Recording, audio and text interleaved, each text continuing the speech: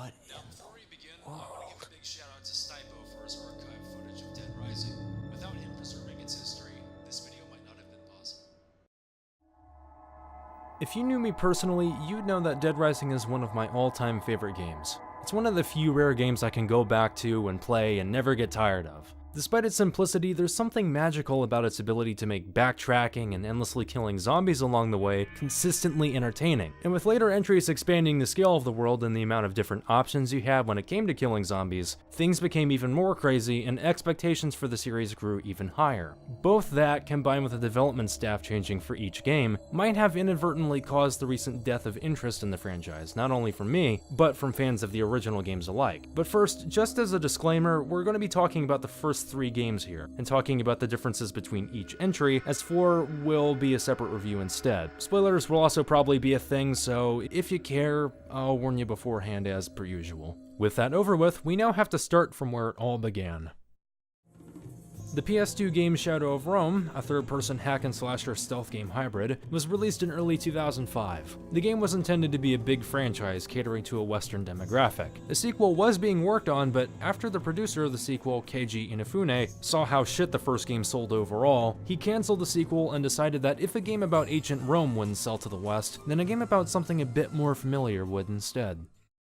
Initially unveiled later that year during the Tokyo Game Show, Dead Rising was announced to be an Xbox 360 exclusive launch title created and produced by Keiji Inafune himself. Despite the game being an early build at that time, it looked like it had already achieved a level of technical prowess that had not yet been seen. Well, On consoles, anyway. although the graphics were good, the real impressive bit was the amount of things that could happen on screen without it impacting the frame rate all that much. As many as 800 zombies could be shown on screen while keeping a consistent frame rate. Yeah, again, it may not seem like much, but this sort of performance on consoles was unheard of back then, which definitely gave it attention. Plus, this game came out in 2006. 2 to 3 years before other games like Dead Space and Left 4 Dead and the Nazi Zombies mode in Call of Duty went on to make zombies a big thing that everyone tried out themselves. So really, there weren't many zombie games prior to Dead Rising's announcement. Or rather, there weren't many zombie games that were like Dead Rising.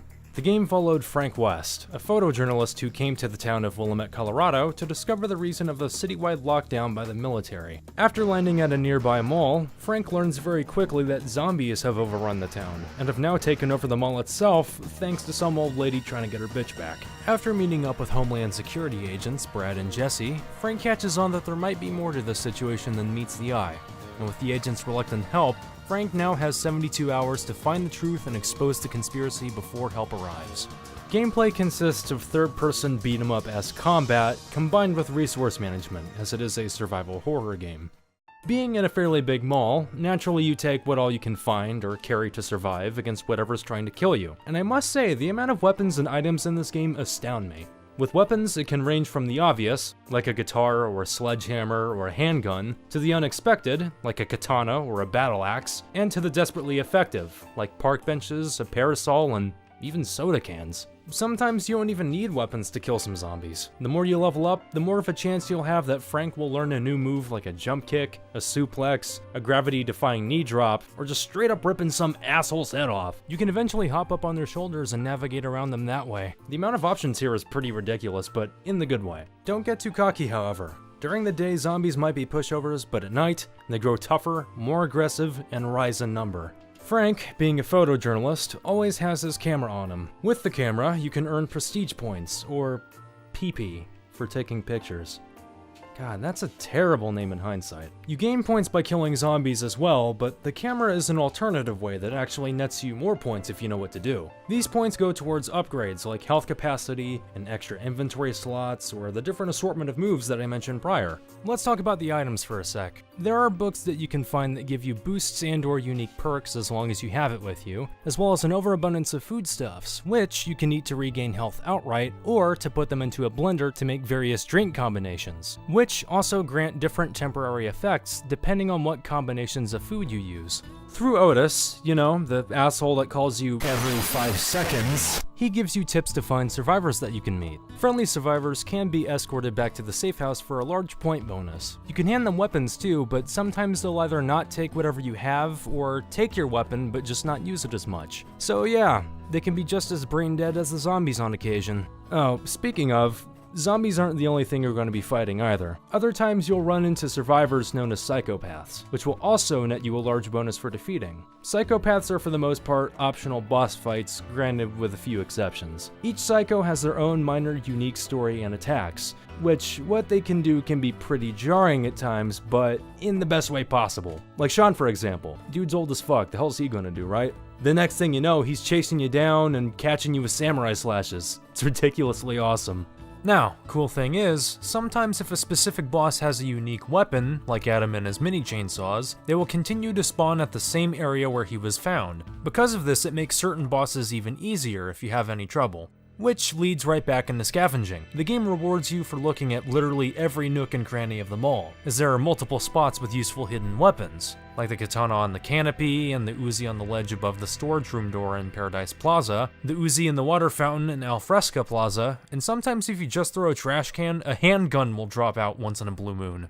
That's one of the greatest parts about the game is exploration and scavenging, finding the little secrets like that and using them to your advantage. Even doing small activities like running on the treadmills at Alfresca Plaza or shooting all the dishes in the food court both net you points to level up, which I always thought were really cool secrets. Now, a complaint that seems to have stuck with the series was about the 72-hour time limit / the time limit when it comes to main objectives. Honestly, when you get down to it, the science behind it is, when you complete parts of the story, in return, it gives you time to fuck around and do what you want. Mostly time to grind for points to level up, check out some of the side objectives, and to scavenge to prepare for what comes next. I personally think that it doesn't take away from much, considering that the time limit it takes to get from a story mission to the next doesn't get too constrictive until much later in the game. Even then, at that point, you might as well just finish the story, right? And with the side objectives, the game does force you to pick and choose what to do and or look at. That's to provide tension. Obviously, you aren't going to be able to do absolutely everything unless you know what to do the second time around.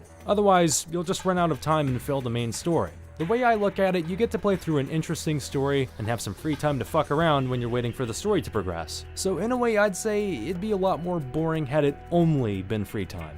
Plus, after you complete the story and overtime mode, you unlock a mode with no time limit or objectives whatsoever, in case you do want to only just kill zombies, but that's none of my goddamn business.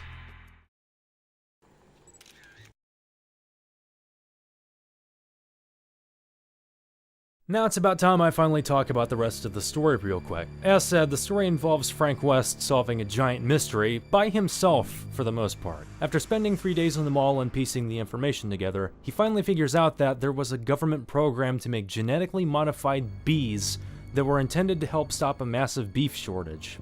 Somehow. From there, the bees ended up creating zombies. The zombies fucked up the town of Santa Cabeza, which all the research was taking place, and one of the inhabitants of the town, Carlito, gathered some of the bees himself and released them in Willamette to get revenge on the government for destroying his home. And from there, he planned to blow up the mall too, causing a nationwide epidemic, with Isabella, his sister, as an accomplice. Well, until she didn't want to be a part of it anymore. There was also something about a backup plan involving infected orphans or something, but that's not fully explored here.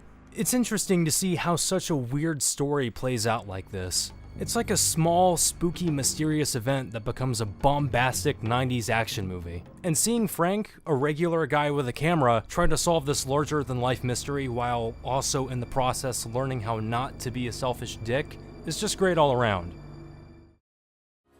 While not 100% perfect, Dead Rising was unlike anything else when it first released. Rarely any game could give you a seemingly big restriction yet give you so much freedom as it did.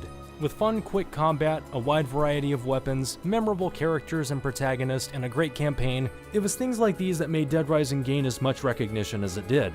So then, the only question was, could lightning strike twice?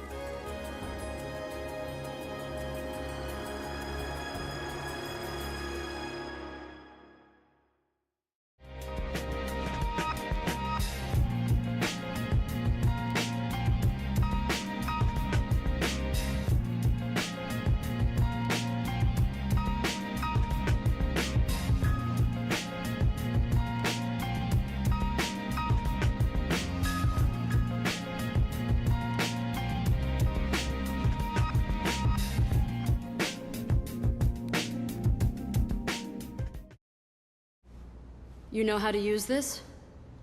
Kinda. I've covered wars, you know.